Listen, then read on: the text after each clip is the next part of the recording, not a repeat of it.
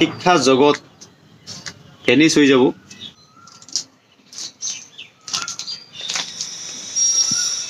নমস্কাৰ, আসসালামু আলাইকুম। দেখা পাইছে মোৰ ওপৰত এটি বিল্ডিঙৰ কনষ্ট্ৰাকশ্যনৰ কাম চলি আছে।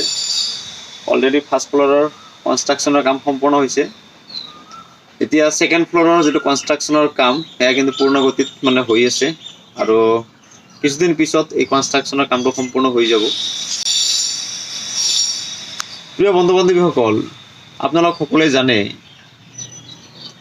Cell is the fundamental unit of life. আৰু এই 10 মহলীয়া বিল্ডিংটো সম্পূৰ্ণ হ'ব হ'লে কিন্তু ৰড লাগিব, চিমেণ্ট লাগিব, বালি লাগিব, পানী লাগিব, ইটা লাগিব, তেতিয়াহে এই কনষ্ট্ৰাকশ্যনটো কিন্তু কি হ'ব, সম্পূৰ্ণ হ'ব।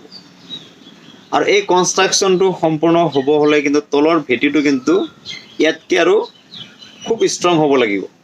কাৰণ ওপৰত যেতিয়া 10টামান ফ্ল'ৰ থাকিব, সেই 10টা ফ্ল'ৰক ধৰি ৰাখিব হ'লে তলৰ যিটো ভেটি, সেই ৰুটছ লেভেলটো কিন্তু খুব ষ্ট্ৰং হ'ব লাগিব।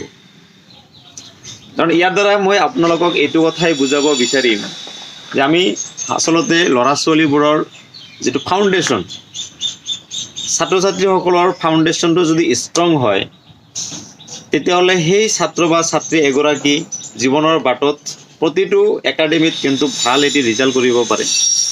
আৰু ভাল ৰিজাল্ট কৰিব হ'লে, ভাল দক্ষতা লাভ কৰিব হ'লে, ভাল স্কিল এটি পাব হ'লে ল'ৰা ছোৱালীবোৰ কিন্তু সৰুৰ পৰাই এটি ভাল এটি পৰিৱেশ পাব লাগে।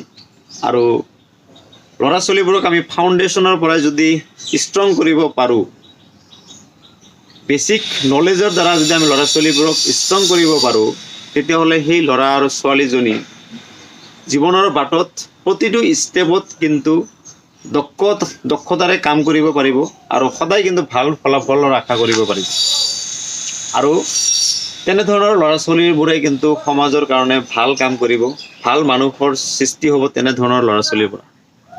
যিসকল ল'ৰা ছোৱালীৰ ভেটিটো সদায় মজবুত, ফাউণ্ডেশ্যনটো সদায় ষ্ট্ৰং হয়। বেচিকেলি আমি ল'ৰা ছোৱালীবোৰক প্ৰাইমাৰী লেভেলৰ পৰাই ষ্ট্ৰং কৰিবৰ কাৰণে কিন্তু চেষ্টা কৰিব লাগে। আমাৰ শিশুবোৰক আমি সৰু কালৰ পৰাই কিন্তু ভেটিটো মজবুত কৰিবৰ কাৰণে সকলোৱে চেষ্টা কৰিব লাগে। চৰকাৰীভাৱে হওক, বেচৰকাৰীভাৱে হওক, আমি ল'ৰা ছোৱালীবোৰক আচলতে বেছিক নলেজটো দিবৰ কাৰণে সকলোৱে চেষ্টা কৰিব লাগে। ইয়াতে কিন্তু শিক্ষক সমাজেও কঠোৰ ডেডিকেটেড হ'ব লাগে। আৰু শিক্ষক সমাজ এতিয়া চৰকাৰীভাৱে হওক বা প্ৰাইভেট হওক, যদি টিচাৰ ছ'চাইটিখনে ডেডিকেটেড মাইণ্ড ক্ৰিয়েট নকৰে, তেতিয়াহ'লে কিন্তু শিক্ষা জগত ভেনিছ হৈ যাব। আৰু আজি কিছুমান টিচাৰৰ ডেডিকেটেড মাইণ্ড থকা কাৰণেই কিছুমান অনুষ্ঠান কিন্তু মহান হৈ আছে, একদম উজ্জ্বল নক্ষত্ৰৰ দৰে, ফটা তৰাৰ দৰে জিলিকি আছে। একমাত্ৰ কিয়, কিছুমান টিচাৰৰ ডেডিকেটেড মাইণ্ডৰ কাৰণে। আমি ল'ৰা ছোৱালীবোৰক আচলতে ফাউণ্ডেশ্যনৰ পৰাই ষ্ট্ৰং কৰিবৰ কাৰণে কিন্তু চেষ্টা কৰিব লাগে। আমাৰ ফাউণ্ডেশ্যনটো যেতিয়া ষ্ট্ৰং হ'ব, তেতিয়া কিন্তু সেই ল'ৰা বা সেই ছোৱালীজনী পিছৰ ষ্টেপবিলাকত সদায় ভাল ফলাফল কৰি যাব পাৰিব। আৰু যদি আমাৰ ফাউণ্ডেশ্যনটো দুৰ্বল হয়, তেতিয়াহ'লে সেই দুৰ্বল ল'ৰা বা ছোৱালীজনী সদায় কিন্তু দুৰ্বল হৈ গৈ থাকিব।